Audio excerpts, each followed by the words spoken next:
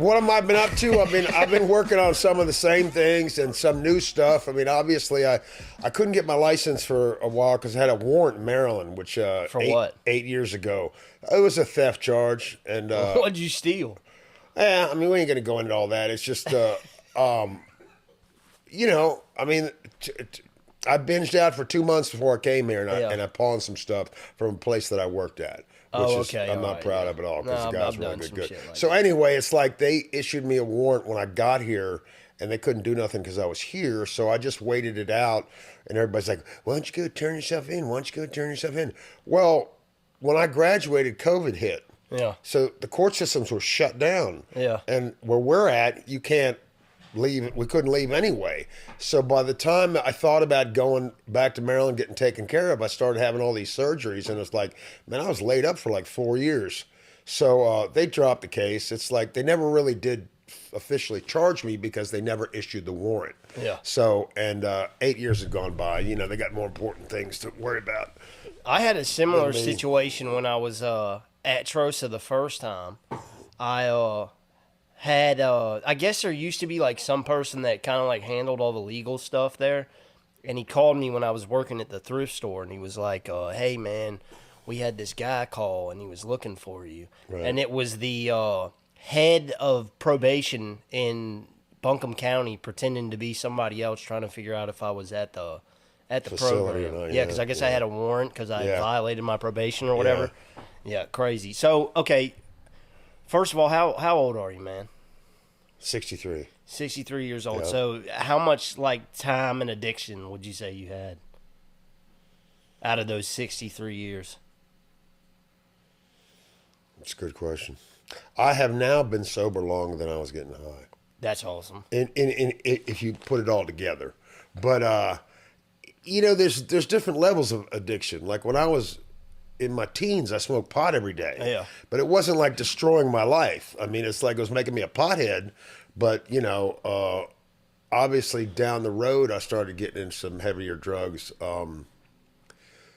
I mean, I did like the whole '90s. 5 years out of the '90s, I was locked up or on a giant, endless binge. Were you getting high in like the 70s and shit? Yeah. What was that like? I can imagine, like, you see all these like fucking videos and concerts, and it looks awesome. Well, I mean, it was just pot, man. And That it's was like, yeah, a lot of my buddies drank beer, and at the time, I wasn't into alcohol. I didn't hadn't developed a taste for it yet. Yeah, me But either. and then back then, weed was like dirt weed, man. It's like nothing like it's like 40% THC now. Back then, it was like 2%. Like we were smoking Mexican and Colombian, and it was Yeah. like you could get high, but you could smoke a pound of weed and drive a car, and it's like you were stoned, but it's like it wasn't like you couldn't function. The shit now is crazy. A lot of people might disagree. Yeah, the Yeah. last time I took a hit, man, I took one hit and I was fucking high for the whole weekend. Dude, I lived in Cali for like a few years. I was going like from rehab to rehab, whatever. And when I got there, it was kind of like maybe like 3 or 4 years after they like made it recreational. And I got into smoking the dabs. You know what that is? Like the wax. So, long story boring, they take all this weed and they mash it down, whatever they make. It Condense ends up becoming this wax, and it's like Yeah. 98% THC Yeah. or some shit like that. Oil. Well, I smoked so much of it, and it got me so high that I could smoke like 4 blunts and I wouldn't feel anything. So it just completely ruined my tolerance for that. Yeah. Yeah, I mean, I moved up and on. It's like, I had a really good trade, and I was in the 80s, and I was a body man. I was pretty much a natural at it. I made a lot of money. My boss told me one time, he goes, "You make more money than college professors." And What's a I'm like, body man? when a car gets smashed, we straighten it Oh, out. yeah, okay. Rust work, dents, fix the car up, get it so you can get it painted. Sure. And in the 80s, it was really popular. A lot of people weren't buying cars, they were fixing up their cars. Yeah. Because it's like, it was worth it. You know? And I worked on a lot of classics, 60s, 70s, and 80s. And so at the time, the 80s were a big club scene, and cocaine came around. So in order to stay out later and party longer, we did cocaine, and me being a good addict that I am, I always did 5 times more than everybody else. And Yeah. didn't want to stop. Just kept rolling with it. And I truthfully, when it comes to addiction, I got to say this. For me, I had more opportunities in life than any 20 people you've ever met. Sure. I mean, I really have, I fucked them all away. I pissed them all away for drugs. You know what I mean? It's like I had a great family, and I wasn't like, this always puzzled me. I wasn't like born with one dad or missing a mom or in a broken family or in a foster home and everything. I had, my parents were married like 60 years, and my 3 brothers are very successful, and we grew up middle America, and I had a good childhood. And for some reason, I just did not feel right. Yeah. I didn't like who I was. I can completely relate. I mean, I didn't. Yeah. I looked in the mirror, I thought I was this ugly little kid. And yeah, I get it. Yeah. Yeah, man. And it's like, I think that the majority of us have some of them same issues. And it's like, as years went by and I started to gain some more confidence, some of that changed. But it's like the damage was already done. It's like it's a habit that's inbred in you that is a disease, but it's like that's your go-to. Yeah. Anything's good, you're going to get high. Anything's bad, you're going to get high. Yeah. You get a good paycheck, you're going to smoke some crack. You get a bad paycheck, you're going to smoke some crack. That's absolutely it's like, true. You get fired, you're going to smoke some crack. Yeah. And it's like, it's just, as time goes by, you got to reverse that. And a lot of people say this, and I don't really agree with it. And some people may argue with me, but they're like, well, really, all you have is today. In sobriety, that's the biggest load of shit. Yeah. Because the reason you staying sober today keeps you sober tomorrow. Yeah. It does. And you don't, when you're on drugs, you don't plan for anything. All you plan for is that next paycheck, or when you're out getting high, you plan on when the next hit you're going to get, or what are you going to do to get some more money to get some more. Yeah. But when you're sober, you got to plan for at the end of the month, you're paying some bills. You're making the house payment, the car payment. You're saving up money so you can get maybe a better car or move to a better place or save for vacation. I mean, that's what normal people do. I remember we used to go on this one huge vacation every year, my family. My dad would save extra money every paycheck. Yeah. For once a year, we'd go on like a 3-week vacation. Yeah. That's what normal people do. Yeah, those are the good days. Those are the good days. Yeah, that's what people... Not as many people get high as everybody thinks. It's a myth that everybody gets high. They don't get high. We get high. And I think there's a line where it's like, okay, you have people that, have experimented, or people that smoke weed, and then, they do that recreationally, but then you've got people like us that do it and then just don't know how to stop. Don't stop. And until everything around them is completely crumbled. So, okay, you called out one thing. So let me ask you this, because I feel like it kind of relates. How do you feel about when they say, this is something that you live with for the rest of your life? You're going to have to wake up every day and fight this thing. I mean, you've heard that before, right? Yeah, man. Is that something that because I don't necessarily agree with it. I try to fulfill my time with stuff that I feel like is going to be beneficial to me, and, kind of help me excel in life. And I just kind of like make myself busy. I don't think about getting fucked up. I don't, I'm not like, it's not on my mind. Right. So how do you feel when like people say that? How do you feel about that? Well, I mean, I've heard it a million times, and there's some truth to the fact that it is something you need to live with the rest of your life, but it's not a fight. Right. You don't have to fight it, because eventually losing a fight sometimes is better than winning a fight. You know what I mean? I lost the fight to drugs, and I don't want to win that fight. You know what I mean? I'm not going to get in the ring again. So, yes, you got to be aware of it, because after 15 years sober, I wound up smoking crack again. And it's like, did I think I was cured? No, but you have to, there's certain things you need to do to keep in front of you. Like I guarantee if I'd gone to, I didn't have a network, so everybody I knew wasn't a drug addict. So if I had gone to, say, one meeting a month, I guarantee things would have been different because I had nobody that I could be honest with about it when I started to struggle. But you know, for you to think that you're going to be fighting and struggling, yeah, in the beginning, of course, but you know, a lot of people say, and when somebody says this, they're wrong because they've never been there. Like, oh, 10 years or 10 days, it's all the same thing. No, the fuck, it's not. No. Like, when I came back here, a lot of people said, no, all that's gone. No, it's not. I was sober for 15 years. You accomplish a lot of things in that length of time that you don't have to do again. And it does become more natural of a habit to do the right thing. I mean, I would never even think about getting beer or getting high or none of that shit. And I would never waste money that I needed for bills. Yeah. That's completely the opposite of a drug addict. Yeah. You know what I mean? It's like, as a drug addict, you can be going to lose your house tomorrow if you don't pay the rent, and your ass will spend every dime on crack. Yeah. You will, and not give a shit. So how like, okay, when you relapsed after that 15-year period, how like long did that relapse last? 2 months. So that's not that much time. But, Well, that's where I binged out. It was like a 5-year timeline. yeah, but I mean, I completely Yeah. agree with you. You know, it's like people saying when somebody goes to prison, that clean time doesn't count because they didn't have access to drugs. I don't agree with that either. It cleans you know? your brain and your body. Right, exactly. I Yeah. mean, like, I completely agree that, you know, a relapse isn't necessarily the end of the world. It's you know not. what I mean? It's and not. the whole Sucks, but it's not the end of the world. Well, and that's like, you know, NA, I feel like their goal is to make you as afraid of relapse as they possibly can. You know what I mean? Because, you know, you come back in the room after you've relapsed and it's almost like a shame thing. You know what I'm saying? There's a lot of places like that. There is, yeah. And there's a lot of places that say, hey, you do a good contract and all be forgiven. And that just doesn't always happen that way. You know what I mean? Some people rise to the top, and some people they never let back into that position. So, you know, and I agree with it. It's like, I don't, in what you said, I agree.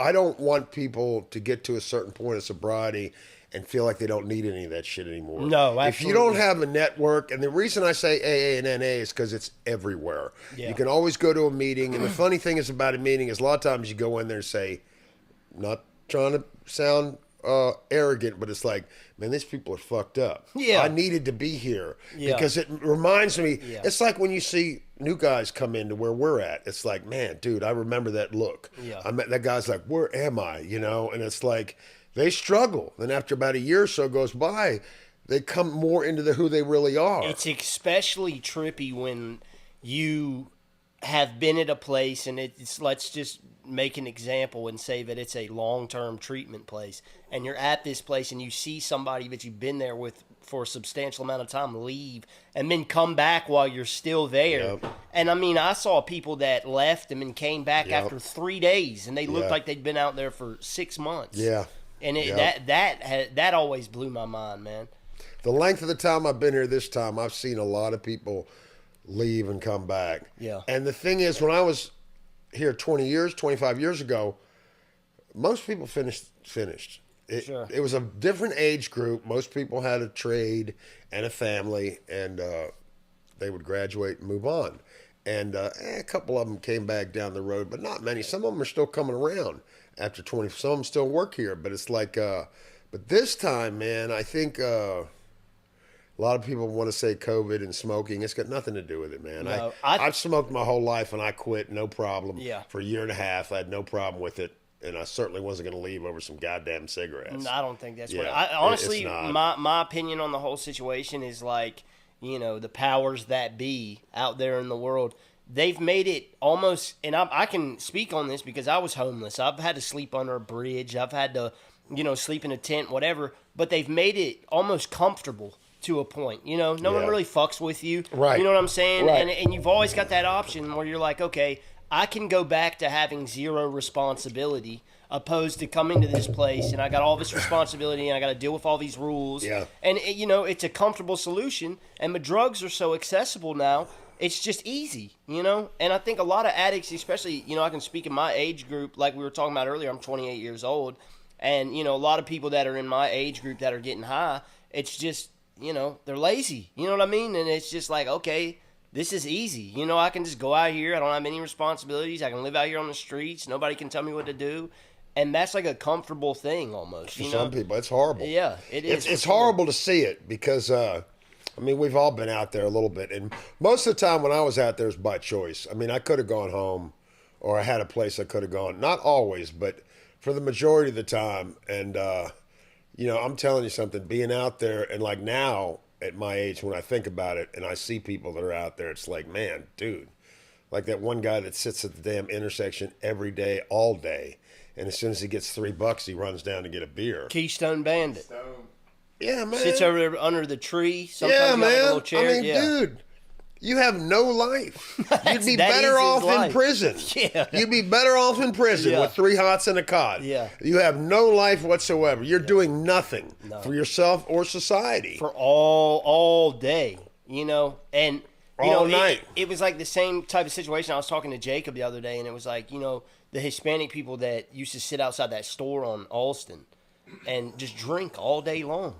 And I'm like, dude, I go to work, I'm driving by, and you're drinking, and then I come back, and you're drinking, Yeah. and then you're having bonfires over by the gas station. Yeah. It's just Yeah. crazy. Yeah. But anyway- they're out early wandering around, too. Yeah, dude. Yeah. So anyways, man, let's get back to you. So, you know, you're kind of, you know, whatever, smoking weed, whatever, you know. So, like, kind of take me to where, like, you really started getting into, like, harder shit. What was that like? Well, I mean, like I said, the club scene, you know, Were you a disco guy? listen, man.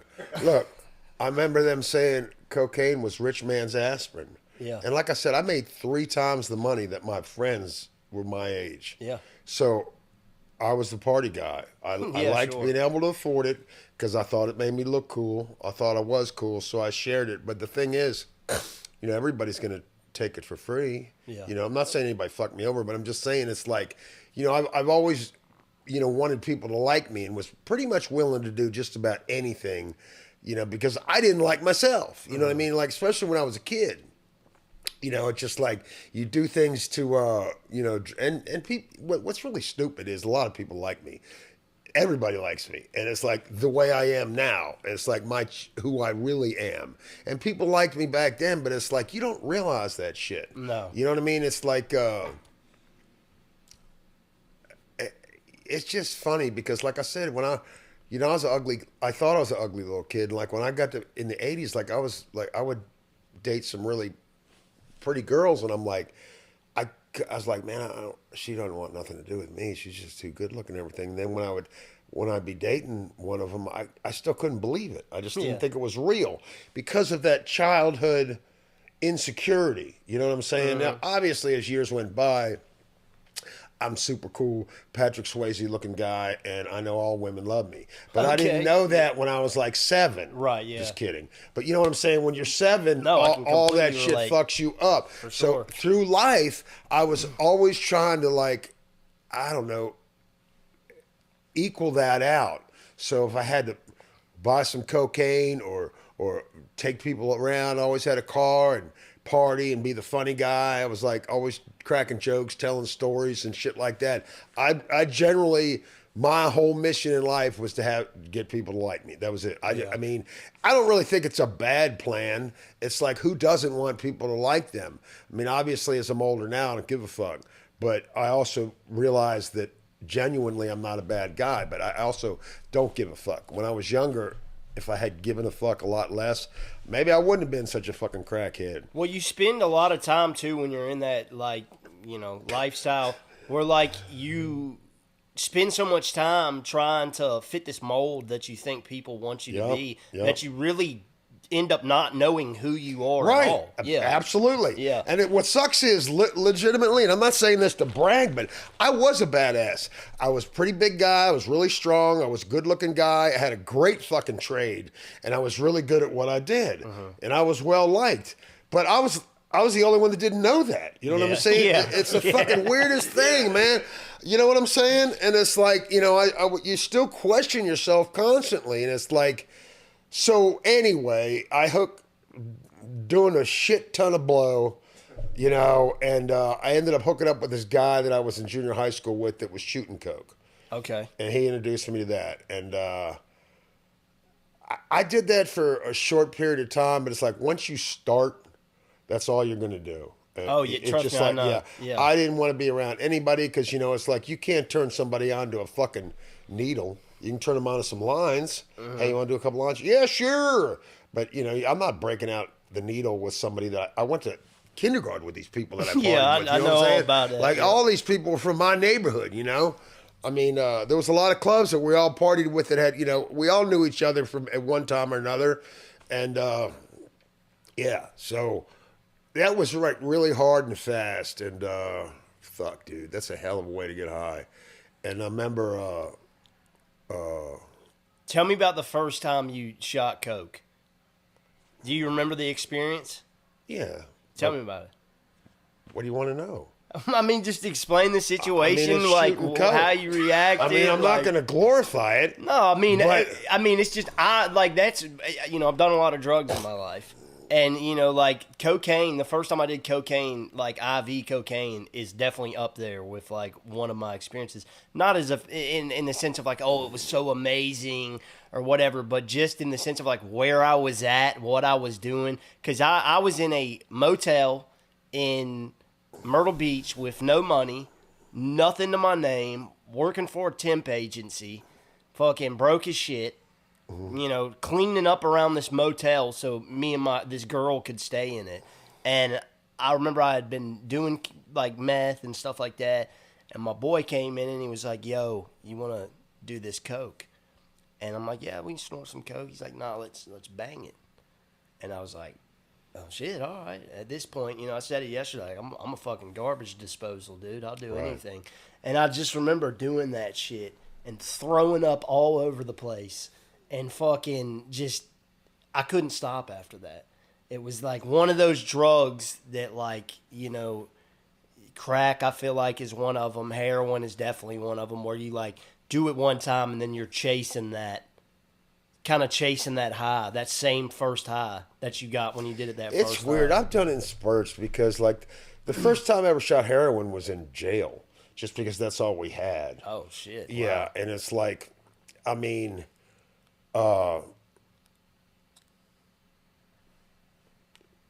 it wasn't. It didn't do that to me. It's like, so like, I wasn't broke or strung out at the time. I was just a big cocaine head. I mean, I still had a job and everything, and like still had a life. And it's like that shit took me out in a short period of time. I ended up. I'll tell you, be honest with you. I went to the movies with some friends of mine. You know, you can't stop talking when you shoot coke. Yeah. You can't stop talking when you do coke. Yeah. Crack, fucking snorting it, shooting it, man. You know, I talk all the fucking time anyway. Can you imagine me on cocaine? Shit. So, me and a bunch of my buddies went to see, the first Terminator. I think that's what it was. Okay. Anyway, they wanted to watch a movie, and I kept talking because I went into the bathroom to do a shot, and the only place I get water was out of the toilet. Oh yeah, been there. Yeah. Yeah. So I flushed it like 3 times, like that'll sanitize it, right? Fucking toilet. And I ended up getting hepatitis, and I think that's why I got it. Yeah. But, by the way, I took all the medication, got rid of it. Back then, they didn't have hepatitis C. They might have, but they didn't say anything about it. It was either Yeah. A or B or AB. Anyway, so A's like, which one is like makes you shit gray? Like you take gray shits. that's hepatitis. Yeah, which one? There's like A, B, and C. I had C, and then, you know, like you You said, piss I got orange cured. and you shit gray. Yeah, you shit Yeah. gray. Can you Yeah. imagine? Yeah, I did it. You shit gray? Yeah. Is it like this color Your gray? or liver's like, shutting down. And That it is started wild, turning dude. yellow. Yeah, I was fucked up, man. I was Wow. fucked up. So it works its way out of your system. And I actually, the first time I came here, they offered some interferon, which you had to inject yourself every day. And it's like, it really never bothered me as time went by. My liver enzymes were a little bit up, but it never created any problem with me. So this time I was here, I took the whatever the hell medication we have. So Yeah. it's not in my system anymore. But it never really bothered me. Some people it supposedly bothers. But It never did anything to me either. Anyway, I was like, I'm going to tell you something. I was shooting cocaine, and normally I'd go borrow some money from somebody, or use some of my own, or sell some of my own shit. I wasn't at the point where I was like, robbing the goddamn U.S. Mint, but I needed some, and there was a 7-Eleven that was kind of in the cut, right, and it was real close to the highway. That was one exit up from Dopeville, and I robbed the place. Where is this happening at? Like, I mean, what city, state? Oh, Maryland. Okay, Maryland. Yeah. Anyway. Go ahead, dude. I'm just trying to give the people some context. So, I robbed the guy without a gun. Just Okay. sheer intimidation. Okay. I just went in there and smashed my hands on the table. I was like, "Give me the goddamn money!" And like he fucking threw it at me. Oh, I mean, I damn. must have been look terrified. I must have been look terrifying. Yeah. I terrified him into fucking giving me the money. I had no weapon, nothing. Yeah. I just like strong armed him without Sure. even putting my hands on him. And I'm not that guy. I'm really not. But on that shit, coming off shooting it, I mean, because I've done some things for crack, and it took me years to get to the point where I would like really cross the line. You know what I mean? It's like I could always come up with some money, without like I said, robbing the U.S. Mint. And it's like, and I made a lot of money, so it's like I didn't struggle for years, And I had certain people that trusted me. I could hit up for money, and I'd always pay them back in the beginning. But that time, yeah, man. And then I was working. Where I was working, my brother was the manager, and they ended up doing an intervention on me, my parents, and my brother, and my boss, and I think I had gone to a detox like a month before that, and she tried to get me into a program, and I wouldn't go because 30 days. Oh, I can't go away for 30 days. That's too fucking long. Yeah. 30 days seemed like 10 years. But it's not. It ain't No, shit. hell not. Right? You do, when it's in jail 30 days a while. Oh, yeah. Like, fuck. But, yeah, so that, like, I ended up going to rehab, and I stopped doing it. It's like I didn't shoot any coke anymore. Never again did I shoot coke after that. And that was like in the fucking 80s. And then I was in rehab, and I remember this one class we were in that said no permanent change, no permanent sobriety. So I thought that over, and this is the truth. I saw Officer and a Gentleman and Top Gun #1 like in the same weekend. I said, I'm going to fucking join the Navy. That's what I'm going to do. Yeah. I want to be a fighter pilot. But they're not going to let you be a fighter pilot. But it's like, that movie actually did a lot for Navy recruitment, like a shit ton. Yeah, I can imagine. Yeah. Same with the second one too. And it's like that first one back there was in the 80s. And I fucking loved it. And I'm like, man, because my brother was in the Navy. And, I just felt like I had to do something completely different, which is not really bad thinking. And I joined the Navy, and I was in it, and I loved it, man. It was pretty cool. You go all over the world and All over all over Europe, like Okay. Egypt and Turkey and all. Were over you the on like Mediterranean a aircraft carrier? Okay, nice. Yeah, I did pretty good because I was older. Because everybody else was like 18, I was like 23, and so I did really good actually, and I loved it, man. It was like I remember that first time I seen a plane fucking launch off of an aircraft carrier. It was insane, and it's like, unfortunately, to look back, if like I was so against the military when I was younger. I don't know why, because I'm a douchebag. Were you like know a what I mean? hippie? Nah, I wasn't a hippie. I was just a douchebag. I was a fucking idiot. A fucking I fucking knew douchebag, everything, okay. man. I didn't know shit. You know what I mean? It's like, because I'm one of the most patriotic guys you ever want to meet. That's a I mean, fact. it's like, I love it. And it's like, I really felt proud of doing it. And it's like, we're sailing the fucking 7 seas. And I played rugby for the Navy, played overseas for my ship. I ended up being the Norfolk Naval Shipyard's heavyweight arm wrestling champion. Oh shit. Yeah, dude. Yeah. 1989. I was in great shape, dude. It was the best shape I've ever been in my life. I wasn't doing drugs or nothing, you know. And but the sad thing is, I had worked really hard at being a body man, and I'd kind of gotten to the top of my trade. I bought years worth of tools, like fucking $20,000-$30,000 worth of tools. I was the head body man wherever I went. Whenever I got a job, I was the number one guy. It's just who I was. And you know, when I was in the Navy, I started feeling like I had a girlfriend that was in Maryland, and it's like, you know, that long distance relationship. I mean, it was okay and everything, but it just, you're fucking gone all the time. And so, believe it or not, I purposely went home and smoked a bunch of pot because I knew they were gonna have a drug test that next week. So I purposely kind of got kicked out. So I did 2 years. I should have done 4, but I didn't. Did you get like a dishonorable discharge? I got an other than honorable. I could actually Okay.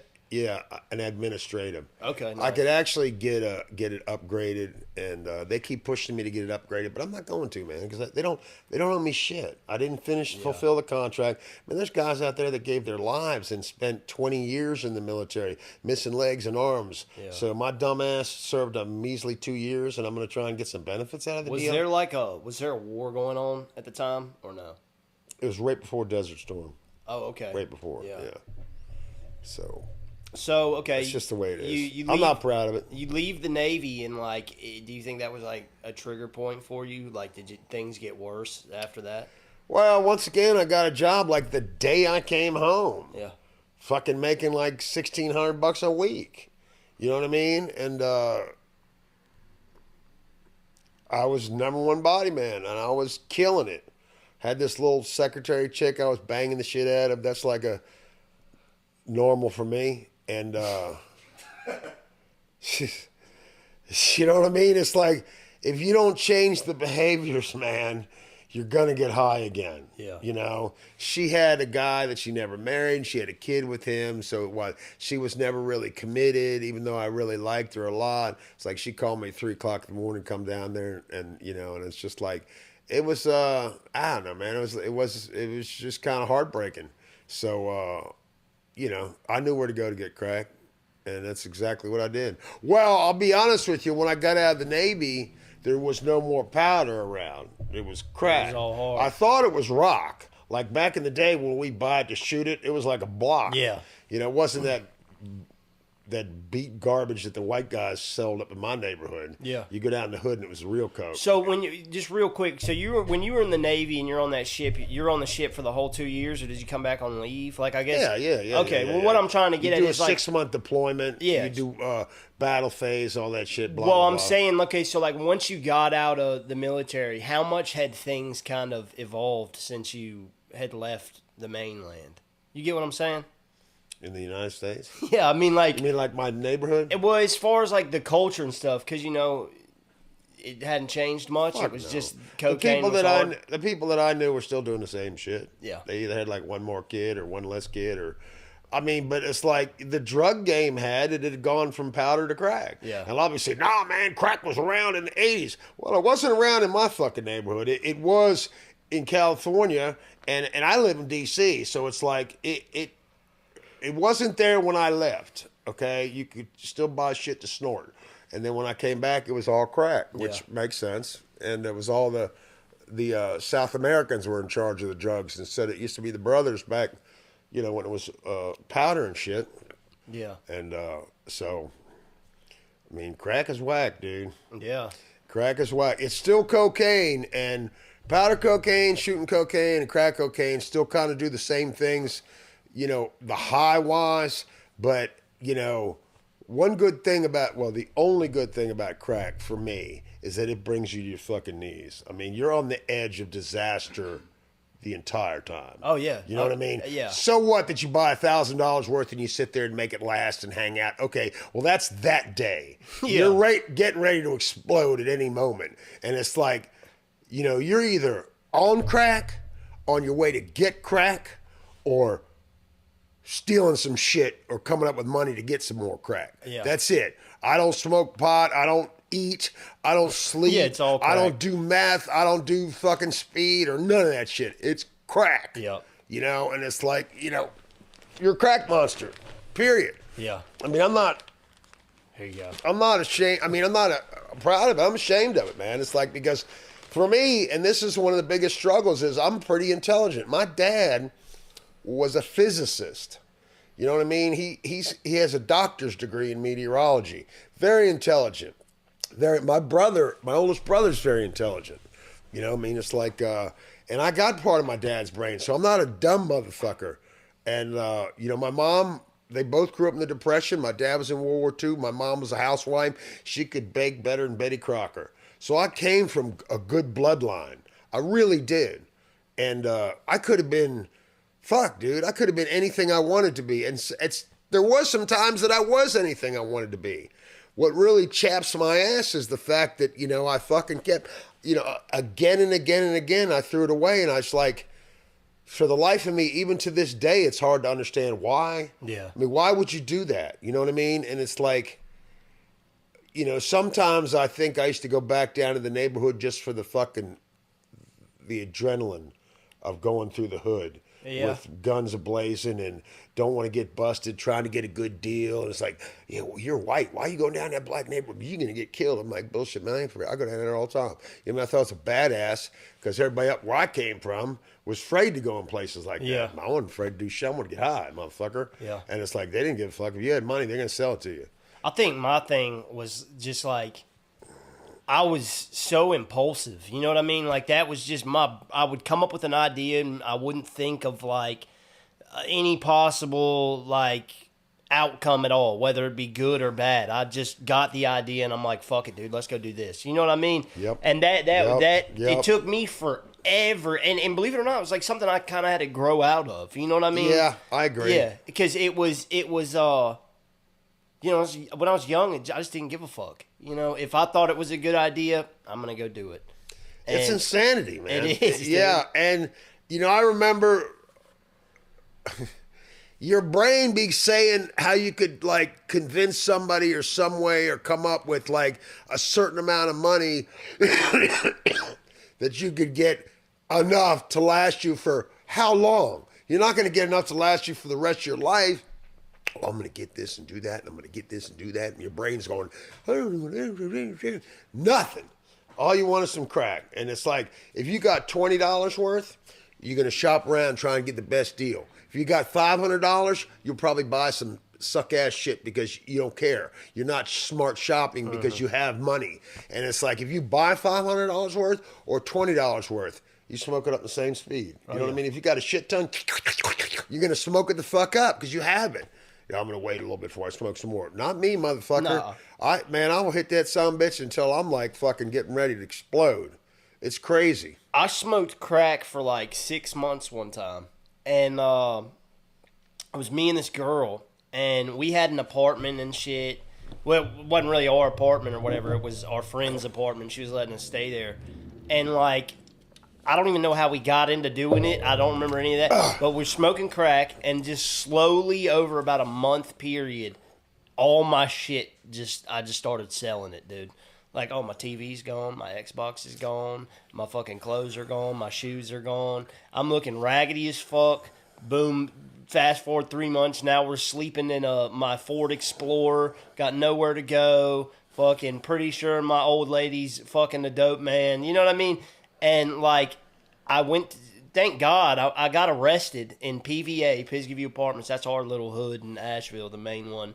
And we had just bought some crack. I smoked some crack, and I'm like 19 at the time. So I smoked this crack. The cops pull up on us, take me to jail. I can't remember what it was for. I sat in jail for like 2 weeks, and then they let me go. And, you know, probation, whatever. And I never smoked crack again. I never touched it again. Never touched coke, never touched crack after that. That's good. Yeah, but then I got into heroin. But I mean, you know what I'm saying? It's just Great. It was. I'm thank God though that was how my situation was, because I've seen people that have just been on it for years, dude, and it just seems like such. It literally seems like you're stuck in a fucking revolving door. You are. Yeah. You it is especially at my age. See, drugs are not my problem anymore. A lot of people say, why I've stayed here this long. Number one, I had some health issues and some surgeries, and it's like for me,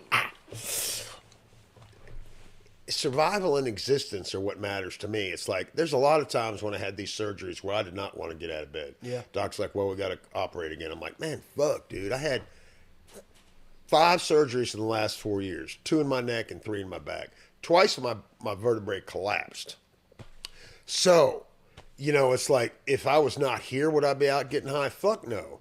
But I'd probably be on some goddamn pain meds, which is what led me back to, crack this last time. So it's like, I need some shit for pain. I really do, but I'm never going back on the narcotics. Yeah. Down the road when I leave here, if there's something alternative that I could take, I probably would, but I'm not taking narcotics because narcotics is an everyday thing. Yeah. You know what I mean? It's like your body is sick without it. So I'll never get on those again. And it's like, right now I deal with it. I mean, on a daily basis, I'm in the amount of pain that would put most people on their knees. Yeah. You know what I mean? I just been dealing with it so long. So, it's like, that's the thing about long-term sobriety is it's like, once the drugs are gone, what's left? What are the things that you really need to work on? Like I was saying, the behaviors, if you don't change the behavior, I know you hear this, we've heard this, both heard this a lot, but there's a lot of people that are still fucking smoking crack without smoking crack. Yeah, they're 100%. still crackheads, and you've seen them. Absolutely. I was talking, fucking you motherfucker, man. You ain't nothing but so like straight. well, and I was talking to my girl the other day, and like I am a firm believer, and they told me this where we were at, like the program we were at, but I'm a firm believer in the fact of somebody can go to a long-term treatment place, they can be there for a year and a half, 2 years, or whatever, but when somebody relapses, like, it's pre-planned in their head. Like, they relapse way before they actually relapse. Absolutely. You know what I'm saying? And it's like, people will come here, they'll do whatever, they'll get a job, they'll get a car, they'll get themselves, kind of situated, whatever, pay their rent for 3 months, and then go fucking smoke crack or shoot heroin or do whatever. And that was planned. You know what I mean? That's not some spur-of-the-moment thing, and I know that because I'm a drug addict. Like, I don't... I might be impulsive, but the impulsivity comes in when it's like, is it a good idea for me to go do drugs? If I'm deciding to go do drugs, that's something I've pre-planned. Yeah, you know what I mean? I agree. I didn't like in the back of my head say, man, I'd really like to smoke some crack. Right Yeah, now. no, because I don't. Yeah. I mean, it's been a long time since I've ever thought. The thing is, from the time I came here the first time, and this is really like a killer, I realized it when I came back this time. I did not do cocaine for 22 fucking years. Yeah. That's a goddamn miracle. I mean, it is. 22 years, and I was somebody that fucking couldn't stop for shit, And I tell you the thing about addiction the most is that it's a time consumer. Yeah. How old are you? I'm 28. You lucky bastard. Man. God, I keep fucking forgetting how old I am. Well, that's a good thing. I'm 63, man. And it's like the only thing, it's not the only thing, but I have a lot of saving graces. Number one, I worked my whole life and I paid Social Security. So now I get Social Security every month, which is good. I get a decent amount, plus I get my stipend. So it's like I'm not indigent.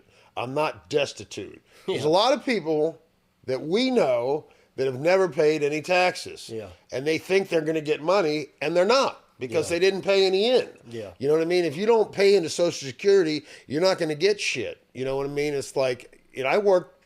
The only times I didn't pay it was the time I've been here and a couple times I was in jail. But, yeah, pretty much I've had a full-time job my whole life by God's grace. So, and when I'm 65, I can get Medicaid, Medicare A and B, so I'll be able to, right now I only pay $4 copay. So it's like, I'm not rich, and I'm hopefully trying to get to the point where maybe I can get a little part-time job delivering auto parts or something. Yeah. You know what I mean? So, but I'm good. It's like, you've got to want it more than you've ever wanted anything before. Sure. And see, we're adrenaline junkies. Okay, we love the high of going to get it. You got to admit it. Absolutely, yeah. Trying to get somebody, hey, I got $300. Yeah! You know what I mean? It's Yeah. like you're high the minute you get the money. Yeah. You got to shit on the You way down. I farting got to and shit, shit, man. yeah. You know, it's like on the way down there. It's like, fuck. It's like a whole mind thing, It is, man. dude. And you know what I mean? And it's like, so you've got to do things that jack you up. Yeah. You know, it's like I've had several boats since I left. I had boats here. I taught about 300 people in this program to water ski back when we had the boats. Yeah. I bought a boat before I left, and then I traded and got a bigger boat. Then I got a campground up in Pennsylvania. We used to go every weekend, boating, water skiing, you know, swimming, having a blast. I love going to car shows. You know what I mean? It's like now I'm a little more scaled down because of my physical attributes, but it's like you got to do things that you enjoy. And, you know, some of the stuff we did as we were kids, like, I don't know what your all's family's lives were, but my parents, we used to go to antique stores all over the place. We never buy shit. Yeah, And I just- remember, like after 3 years, my mom bought a rocking chair. It's like, you know, oh, I finally get the rocking chair that I've always wanted. And it's like, well, when she passed away, we still had it. You know what I mean? It's like we've had it for like 40 years. Yeah. But it was something to do. We drive through Pennsylvania, northern Maryland, and see the rural areas of the United States. It was great. And swap meets, car shows, you know, shit like that. You know, it's like flea markets. It's just something to do. You ain't got to buy a dick. You know, it's like, I'm not going to a goddamn mall, because if you go to a mall, you're going to buy shit. I'm not saying I would never go, but it's like, you know what I'm saying? It's like, I mean, I can relate 100%. yeah, do real shit, you know? And then you buy. I just went to the mall yesterday, and I always buy something at the mall, and it takes me like 3 seconds to pick it out and buy it, and then I get back and I'm like, why the fuck did I buy this? Yeah, you know what I yeah, mean? It's yeah. that impulsivity. That's where my little impulsivity creeps in. I'm like the type of dude that goes to like Ross and all the shit that's like amazed to get up to the front of the registers. I'm like, ooh, look at this. Ooh, look at this. You know what I'm saying? Like the dumbest shit ever. They Like put it there for people. a fucking mounted camera for your cat or something. Right. Like They that. put all the shit at the kids level. Yeah. And then you want all this shit, and then that's why when you go into the damn aisles, they put the adult shit at this level, and Yeah. then the kid shit there. They That's so pay. tr- yeah, it's so the true. companies pay the grocery store to put it at certain spots. That's why when you walk in, it's always Coke and Pepsi. Oh, yeah. Those are the two premier sodas Yeah. on sale. You Yeah. know, it's like one is never on sale at the same time as the other. It's either Coke or Pepsi. Dude, my girl's dad and her stepmom, the company they work for, sets up displays and like the tags in the aisles and stuff like that. And she said they go all over the country doing that. And people, I mean, it's like a contracting job.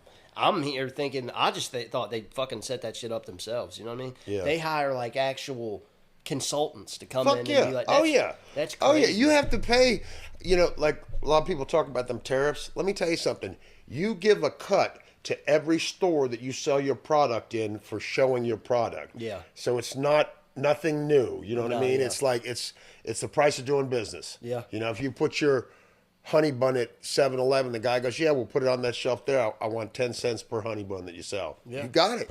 You know what I mean? It's this business 101. I mean, like, I know personally you've had some kind of health stuff going on the whole time. Yeah, it was Yeah. weird. I'll tell you exactly what happened. I had like 2 molars pulled from the back of my mouth that they've been there forever, since I was 12, you know, as a wisdom tooth. But I always had enough room for it, so he plucked it out and plucked the top one out, and it hurt coming out. And he says, I went back for a follow-up, and he goes, that one's probably going to hurt you for a while. I said, okay. Long story short, about 3 months went by, and it just kept hurting. And then like the skin inside my mouth, like it's like kind of started growing. It got kind of swelled up. It didn't really hurt completely to the point where I couldn't stand it. But then like one day, like I felt this lump on my head, and then like my face was all swelled the fuck up, and I really couldn't chew.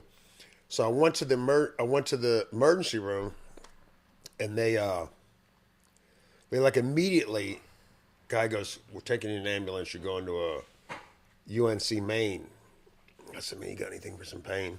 I hate to bring this up. He goes, yeah, I'm getting ready to hit you with some fentanyl. I go, I've never done fentanyl. I said, doesn't that shit kill you? He goes, nah, this is pharmaceutical stuff. So he hit me, pow. So anyway, that's what it's for. Narcotics are for surgery. That's what they're on this earth for. They're used properly. They save lives, and they keep you from being in excruciating pain. Anyway, so what happened is I ended up with a jaw infection. So they performed the surgery, and then 2 days later, they're like, I was in intensive care for like 7 days. They go, we're going to do surgery again. I was like, God damn, what the fuck's wrong with me? So they took an extra tooth out, and I had like a jaw infection, like a bone infection. So I was talking to Sarah, and she said a lot of times when they pull the tooth out, there's like a little decay down there that you don't know about or that they don't know about. You know, you can't really look. So I took all the antibiotics, but it didn't work. And it cracked my jaw a little bit. So anyway, I was in the hospital. Turned out to be strep. Strep is the infection that I had. So once they figured out what it was, they were able to combat it. But I'll tell you a little funny story. So I'm in the hospital. You can't really do much when you're like laid up in goddamn intensive care. So the nurses are taking care of you. You got a bunch of hot nurses running there asking you how you doing. I was on a liquid diet, right? Yeah. Like, I mean, I could barely, no straws, because I had a drain in my head and a drain in my chin. Jesus Christ. Yeah, dude. Like, the shit was dripping out the side. I sat up one day and all this blood came out. And they're like, oh, we got to bandage that up. I'm like, what in the fuck is going on with me, man? I'm dying here, man. I'm dying. And it's like, I've been through a lot of back surgeries, but I'm telling you something. This was the worst. They were giving me narcotics. Nothing. Wasn't doing nothing for the pain. Finally, the one nurse got to the doctor and said, you got to double up what he's getting, because it's like, it's killing him. It was so bad that for a week I sat there. I couldn't stand the TV because of the light, and my head was killing me. I just kind of laid there for 7 days and watched the fucking clock tick by. Oh, my God. Oh, dude. Yeah, that man. sounds terrible. It was terrible. It was terrible once the infection started to kill, but still they kept me on liquid diet. So needless to say, you know, it's like you can't really control yourself. I had a catheter and I blew out some poop in my pants, right? So the nurse says, "Oh, well, you had a bowel movement." I said, "Yeah, I guess I did." She goes, "Well, you need to tell us when you do." I said, "I didn't know I did." So this team of nurses come in, and there are like 6 of them, right? And they strip all my clothes off. Well, I didn't have any clothes on. They took all my blankets off, so I'm sprawled out, buck naked, right, with a catheter and like a 3/4 of an inch penis.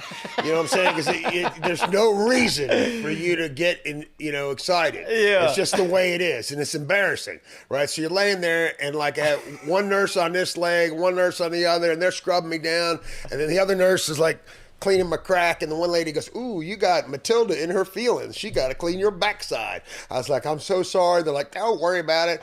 You know, if you don't wipe somebody's butt every day, it's not a day at work." So here I am with six ladies scrubbing my entire body, and then the lady that's in charge of the student nurses that are like in UNC, she goes, "Hi, I've got a class here that wants to come in. We're taking them on tour on what goes on in in intensive care." So like about this gaggle of 15 like teenage nurses, like 20 years old, gets to see this old guy sprawl eagle, buck naked, tube coming out, all soaped up. You know what I mean? Well, this is what we do. And I was like, God damn, man. So the lady was really nice. She goes, "Why, you feel a lot better now?" I said, "Oh, man, it's been a spiritual awakening." So, that's like a memory I'll never get rid of. But that's what they got to do when they're in there. God bless those people, though. Holy shit, for real, yeah, dude. Man. I couldn't do it. You got to be a special person because you can't do anything. Like, when you're fucked up like that, they help you to the bathroom. They help you to the crapper. It's like, and I've been in the hospital a lot of times, but it's like, you got to, hey, at my age, it's like, I'm not, nothing embarrasses me anymore. It's I like, get just it. the way it is. Yep. Oh, hell yeah, dude. Hell yeah. That's a hell of a story. So, yeah, it is. So really, my jaw's still a little messed up. I can't open it completely. Yeah. I can still feel like this side of it, but it's like I'm 10 times better. I lost 20 pounds of muscle, which I ain't got no muscle, in like 30 pounds, like in 20 days. Yeah, wow. So I was on a liquid diet. So Yeah. I've been getting back on my feet, physical therapy. So I'm doing good. Well, good, dude. yeah. That's crazy. My mom and my stepdad, they had Giardia. You know what that is? Sounds familiar. Dude, they lost like 40 pounds each. Wow. That's Yeah. a lot. And they're still kind of sick. And this is like 2 or 3 months ago. That's a lot. A lot. Yeah, hell yeah. But, I mean, they're getting better. I rebounded pretty quick. I was surprised. Good, dude. Yeah. So, just, kind of like as we get towards the end of the podcast, like, I like to kind of like take the first part and juxtapose it with how your life is now. Okay. So, like, I mean, just, I know you very well. And, you're somebody I look up to a lot. And, I have since we were working security together at Trosa North, which some people might not know what that is. Man. But, It was a long time ago. we had some good talks, bro. Yeah. It was Yep. about politics or just life or Yep. whatever. And, you seem like, obviously you're older, but you've got, like, this plethora of just knowledge and wisdom. And, like, how is your life now? What do you do now? Like, how do you feel? You know what I mean? Actually, I feel pretty good. I really do. There's a lot of people that like, and I hate to say this, but it's like some people try to shoot down everything you do, and it's like they always try to make it seem like you're not doing okay or you're miserable. But I'm not. Number one, you can't steal my shine. I'm grateful to be alive. Number one, my family loves me. There was a time where I didn't have keys to my parents' house. They're gone, by the way. But, I'm going to my brother's house for Christmas. They love me. I went up there for my niece's wedding. My brother goes, here, you need some money? And I, because my old man used to always give me money when I was bumming for crack. And I go, what's this for? He goes, it's from Dad. It's your allowance, right? So I go, would you talk to him? He goes, yeah, he called, but he's dead. But it's like, so it was nice, man. And he treated all of us. My one brother's been working at IBM for like 50 years. So we had a really, really good family time. They love me, man, because when I'm sober, I'm fucking cool as shit. My nieces and nephews love me. I got a couple of people around the country around the country that I talk to that, it's like, I like good conversation. I'm a positive person. I'm caring. And, for me, I mean, I used to work on cars my whole life, so it's like, and I hate to sound arrogant once again, it's like taking Picasso and cutting his hands off. Yeah. I mean, I could do things with my hands on a car that amazed me sometimes. I could paint like you'd never seen before, and I could fix cars, and it's like, so I'm knocked down to a different level. So I've had to rise above that and be okay with the situation I'm in. So I do reach out. I do talk to as many people as I can. I talk about recovery. I speak to the younger people. I speak to the freshmen. I was just delivering food to the tree lots. It's like, I like getting out and about and being that cheerleader type guy. I love where we're at. I love America. I'm very patriotic, and I have a lot of hope for the future. And the one thing I will say is, like, when I'm sober, man, I can do frickin' anything. I mean, anything. Everything I've tried to do works.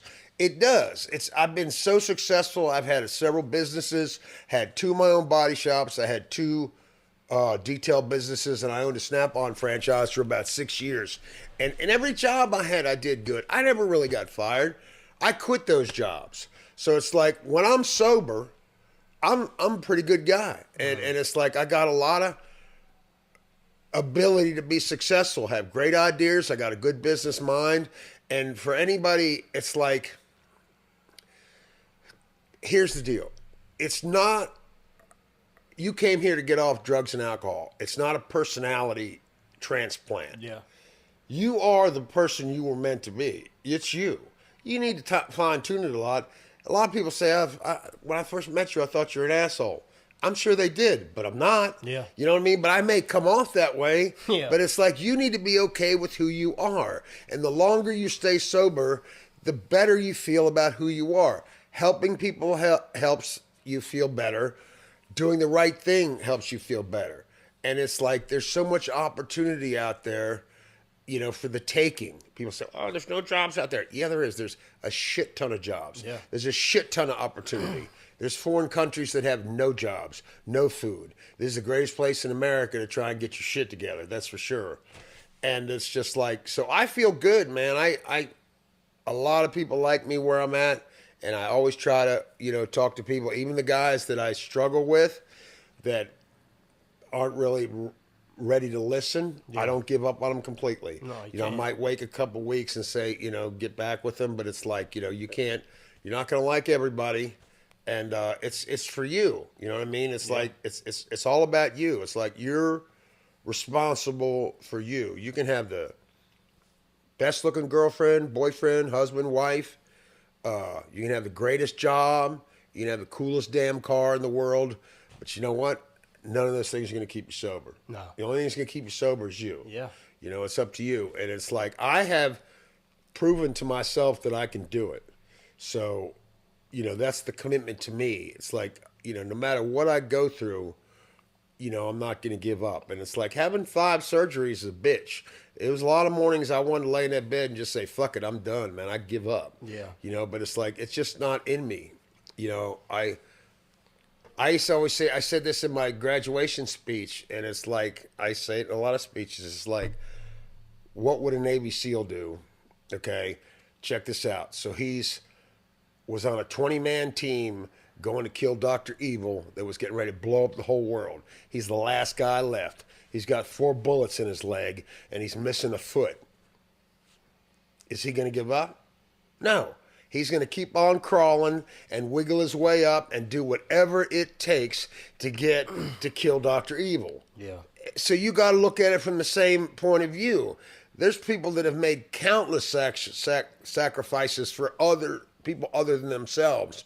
So for me not to be able to put some effort in to get out of bed or to help someone else be sober or to try each day to be better than I was yesterday, and who does that make me? Yeah. You know what I mean? It's like everybody likes to say, well, I'm a bad motherfucker. Well, show me. Yeah. Show me. You think you're all about it, well, then be all about it. Don't just talk about it. But it's a beautiful life, man. I'm telling you, a beautiful family. I've had a lot of good blessings in my life, and it's all come through sobriety. So what would you tell to that addict that's out there right now that feels like, like success is kind of too far for them to grasp at, and they're just stuck in that rut, abyss. Yeah. In the abyss. Look, so one thing that's a fact, each one of us is an individual. You got to look at there's nobody else in this world like you. Nobody. There's nobody like me. Thank goodness, because there's not enough room on this earth for 2 of me. But you know what I'm saying? It's that's true. It's like you're an individual. Whether you believe in God or not, you were created in that one particular point to where nobody else is like you. You have some skills that nobody else may have. You have gifts and you have abilities. You know what I mean? You need to find out what they are and don't throw them away. Hate to say it, but a lot of people have shed blood for our freedom, whether it be here or in other countries, for you to have the ability to live your life. Yeah. To throw it away on drugs is like blasphemy. Yeah. It's like, so I try to keep that in front of me. You know what I'm saying? It's like, I really do. I respect the people that gave theirs for us. Yeah. And I just can't do it anymore. I can't do that to myself or my forefathers, So that's what they should look at if they're out there in the abyss, man. Rise up, man. Fucking get a fire under your ass. Put the dope down and don't ever pick it up. Get some help. If you got to go to an AA meeting or an NA meeting or a hospital or a psych ward or a fucking rehab, do it. Do it. Because, life's short. You know what I mean? You're not going to live forever, Yeah. Dude, thank you so much, man. That was a good interview, buddy. Yeah, man. For real. Awesome. Thank you. Oh. Sign the table. Huh? Sign the table. I will sign the table. That's pretty cool. I can't wait till the next one. Yeah, that was awesome, dude. Am I still rolling? If anybody's struggling with addiction or anything that's bringing them down in their lives, don't be afraid to ask for help and listen to the people around you telling you that you need some help. Thank y'all for tuning in.